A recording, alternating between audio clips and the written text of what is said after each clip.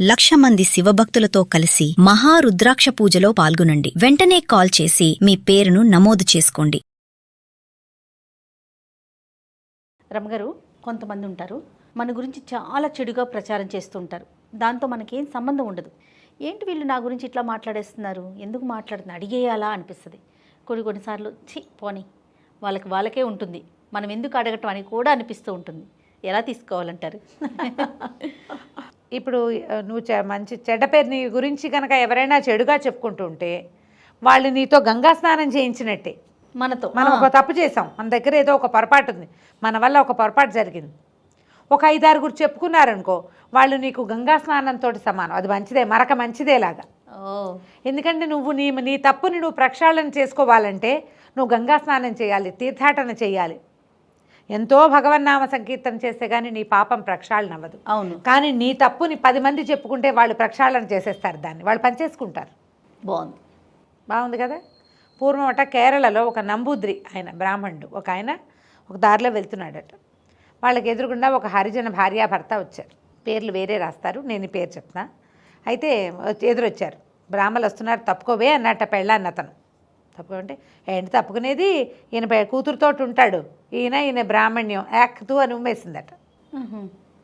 ఈయనకు తప్పుకునేది ఏమిటి, ఈయన పరం పాపిష్టివాడు అన్నది.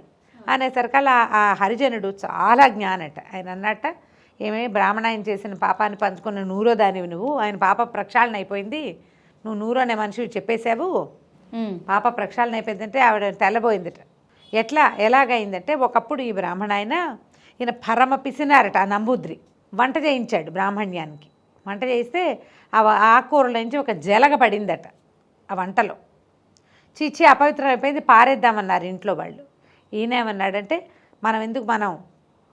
మన వాళ్ళకి పెట్టకపోతే ఏమి, పని వాళ్ళకి పెడదామని పెట్టించాడట. యమధర్మరాజు పైనుంచి చూస్తారు కదా ఇదంతా, వీడి చిట్టాలో రాయి, రేపు వచ్చాక వీడికి 1000 జలగలతో కరిపిద్దాము, జలగలు పడిన ఆహారాన్ని పెట్టాడు మనుషులకి అని అన్నట్ట. అంటే రాసుకున్నారు, 100 జలగలతో కరిపించాలి వీడిని. ఈయన ఈ నంబూద్రి చిత్రగుప్తుడి భక్తుడట. ఓహో.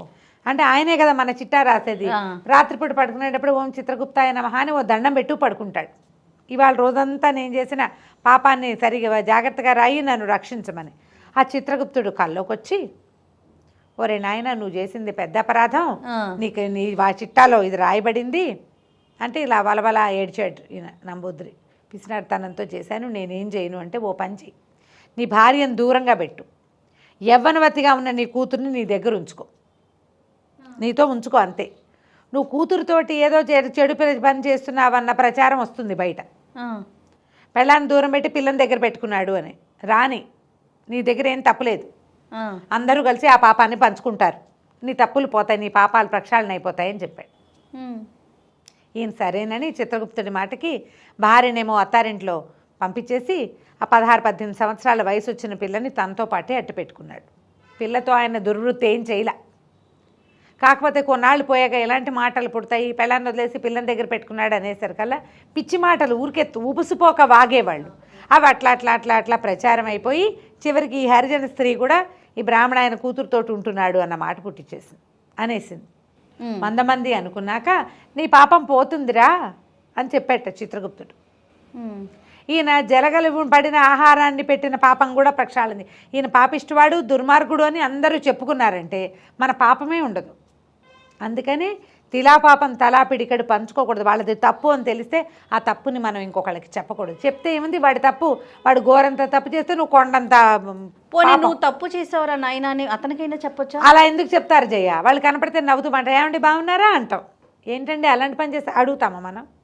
అలా అడగకూడదు. అడగరమ్మా ఎవరు, ఈ రోజును బట్టి అడగరంటారా? ఏ రోజున అడిగేవాళ్ళు కాదు. వాడి కర్మ వాడేనా రమ్మగారు? వీళ్ళు చెప్పుకుంటారు. మరి ఇంకా అతనిలో మార్పు ఎలా వస్తుంది? వచ్చిన వాళ్ళు వస్తుంది, వాళ్ళ ఇంట్లో వాళ్ళ, చుట్టుపక్కల వాళ్ళ, దగ్గర వాళ్ళు ఎవరో చెప్తారు. ఊరు జనం అంతా దాని గురించి ఎందుకు అడుగుతారమ్మా?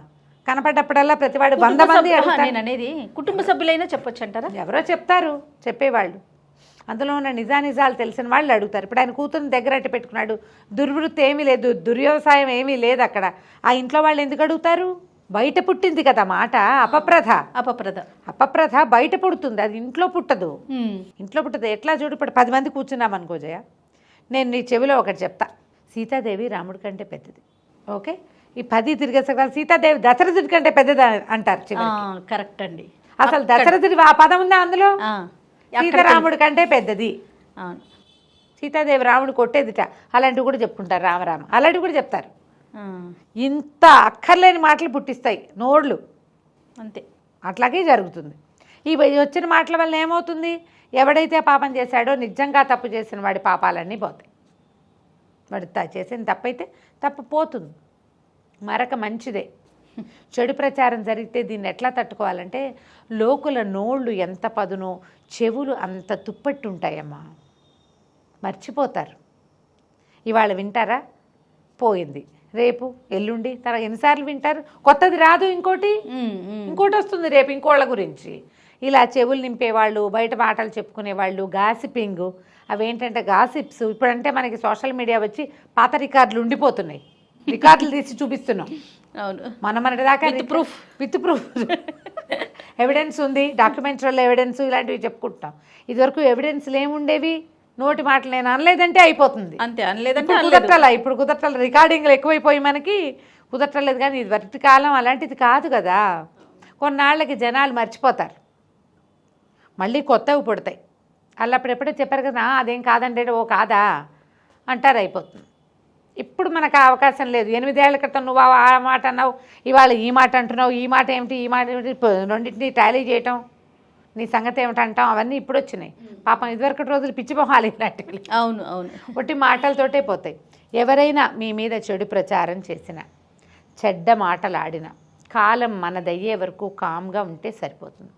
దాని మీద బెంగపెట్టుకుని ఆలోచించి భయపడి అనవసరమైన పిచ్చి పిచ్చి నిర్ణయాలు తీసుకుని చేయకూడదు. కాలం ప్రతిదానికి సమాధానం చెప్తుంది. సమయం మనదయ్యే వరకు వేచి ఉండాలి. ఇప్పుడు మనం ఒక పని చేస్తాం, ఏదో ఒకటి, ఎంత చిన్నదైనా ఇక్కడి నుంచి అక్కడికి వెళ్ళాలి, అంత చిన్నదే, 5 నిమిషాలైనా పడుతుంది కదా కనీసం. వెళ్దాం అనుకోగానే వెళ్ళడానికి బయలుదేరుతావు, కానీ నువ్వు వెళ్ళిపోలేవు. కరెక్ట్ అండి. వెళ్ళిపోవడానికి ఒక 5 నిమిషాలు పడుతుంది. సమయం తప్పదు కదా దేనికైనాను. ఒక గిన్నె నీళ్ళు పెట్టావు, అవి కాగాలి. ఒక బియ్యం కడిగి పెట్టావు, అది ఉడకాలి. తెల్లారి నేను ఆ పని చేద్దాం అనుకుంటా, తెల్లారి లేవగానే రేపొద్దున 7వ గంటకల్లా ఫస్ట్ అవర్లో ఇదే మన పని అవ్వాలిగా. నువ్వు రాత్రి 9ంటికి అనుకున్నావు, ఈ 9 నుంచి 7 దాకా ఉన్న ఈ 10 గంటల సమయము నడవాలా? అవును అవును. ఇందులో ఎన్ని మార్పులు వస్తాయో, ఎంత ఇది వస్తుందో. నువ్వే 7 గంటల దాకా ఇంట్లో పడుకోకుండా ఎవరింటికైనా వెళ్ళిపోతావేమో, ఏదైనా జరగచ్చు. ఇప్పుడు కాదు, 7ంటికి సమయం అవ్వాల్సే ఉంది మన పని. ఇక్కడ రాసుకొచ్చాం, ఈ 9 to 7 నడవనివ్వాలి, తొందరపడకూడదు. ఇందులో మనని బాధించేవి, కష్టపెట్టేవి, మనం చాలా చిన్నబుచ్చుకునేవి, మనల్ని కుంగదీసేవి కూడా ఉండొచ్చు.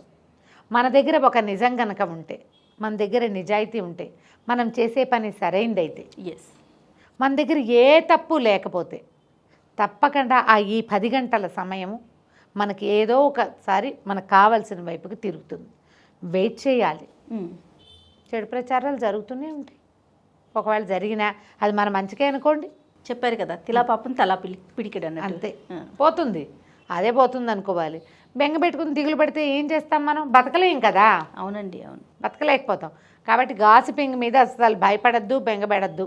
చేసేవాళ్ళు కూడా కొంచెం ఆలోచించండి. అంతే, నిజం ఒకటి ఉంటే అబద్ధం ఇంకోటి ఉంటుంది. మనమే మన ఫోన్ కెమెరానే కుడిపేమిట ఎడంపేమిటగా కనిపిస్తూ ఉంటుంది కదా. అవునండి. ఇటేసుకుంటే అటు, అటేసుకుంటే ఇటు కనిపిస్తూ ఉంటుంది. ఎందుకు వచ్చింది? మనం అద్దంలో చూసినా అలాగే కనిపిస్తాయి కదా జయ. అవునండి. కాబట్టి అలా ఆలోచిస్తే మనకి ఏ ప్రాబ్లము ఉండదు. ఈ కథ జ్ఞాపకం చేసుకోండి తప్పకుండా అండి. నమస్తే. నమస్తే జయ. సుమన్ టీవీలో మీ పర్సనల్ అండ్ బిజినెస్ ప్రమోషన్స్ కోసం కింది నెంబర్కి కాంటాక్ట్ చేయండి.